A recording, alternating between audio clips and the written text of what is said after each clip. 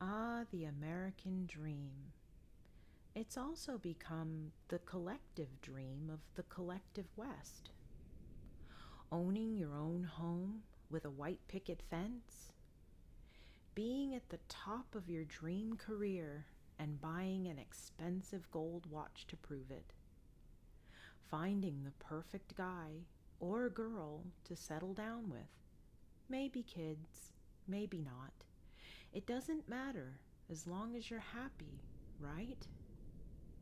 But what if something else is going on around you that you just don't see, even though it's right in front of your eyes every day? What if you've actually spent your entire life being turned into one of these?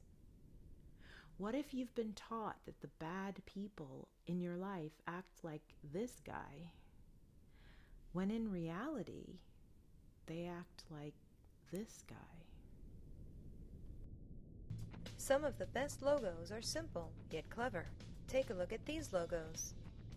The Amazon logo has a yellow swoosh because they want you to know that they have everything from A to Z. Baskin-Robbins is famous for having 31 flavors. The FedEx logo looks pretty simple. Look closely at the FedEx logo and you'll see an arrow suggesting the company is moving forward and looking ahead.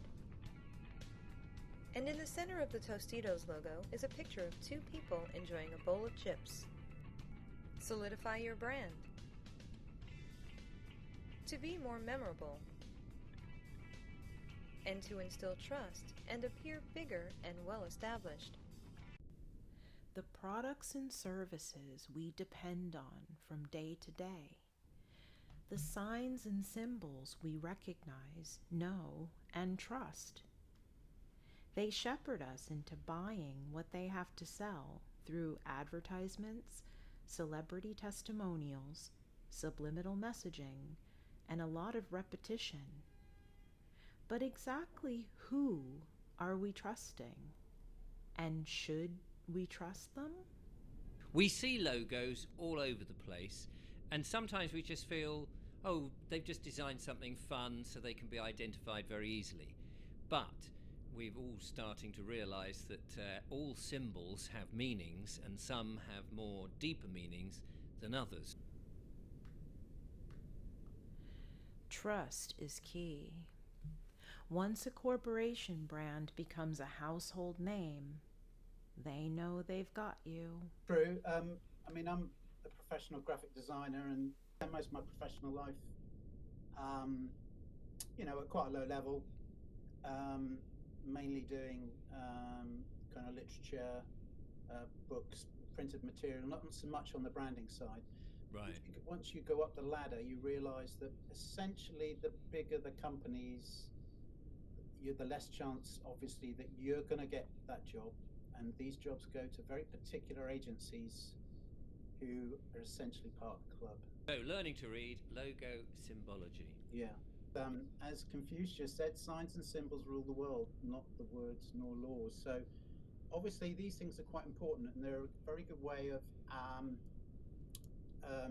these symbols are a very good way of kind of communicating things, possibly without other people knowing what's going on. So hence their power. So there are three different groups. There are kind of allegiance logos, which are essentially signatures, which show, I think, what kind of group you belong to. I've called the second part of this reverence logos, which are essentially symbols which possibly show what your group reveres, into kind of in a broadly religious way, what kind of group, what you subscribe to as a higher authority. And the third group, which is possibly for another day, is the soft disclosure. So I think there are symbols essentially which are increasingly put into the media, into goods, in packaging, TV, media, drama, films, which are kind of forms of self-disclosure. One thing I would say for your audience is, if you watch a film, never watch the center of the film, never watch the person talking, always watch the back of the film, and that's where these things are placed.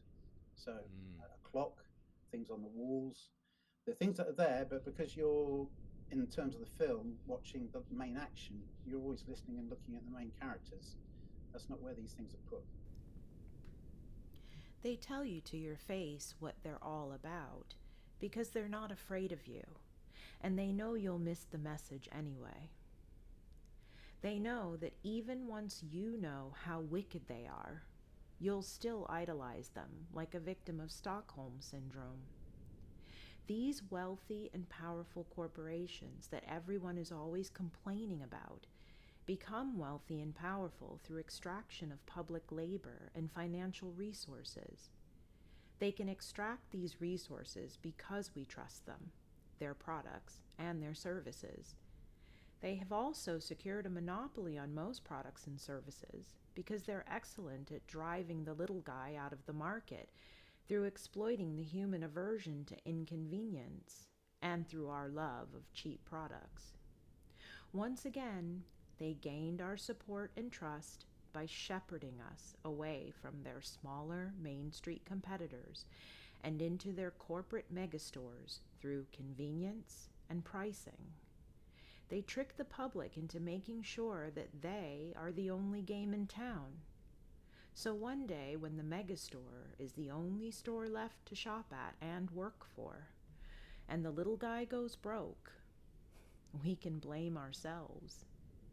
Nestlé, aggressively marketed baby formula in developing countries, leading to infant malnutrition and death when mothers could not afford formula. Monsanto, notorious for its aggressive promotion of GMOs and the widespread use of glyphosate, which has been linked to environmental damage and health risks. They also sue farmers for patent infringements, driving many to financial ruin, thus monopolizing the agricultural sector. Purdue Pharma played a central role in the opioid crisis by aggressively marketing OxyContin while misleading the public and medical professionals about its addictive potential. This has led to widespread addiction, overdoses, and deaths, creating a public health disaster. Amazon, criticized for its labor practices, including low wages, harsh working conditions, and aggressive anti-union tactics. Their market dominance has also led to the destruction of small businesses, contributing to economic inequality. Now we're all learning the true nature of these corporate moguls and their ultimate goals. Our ancestors were way ahead of us, in that they never lived under the illusion of freedom like modern man does. They knew that a certain class of people were exploiting them sexually, financially, and otherwise.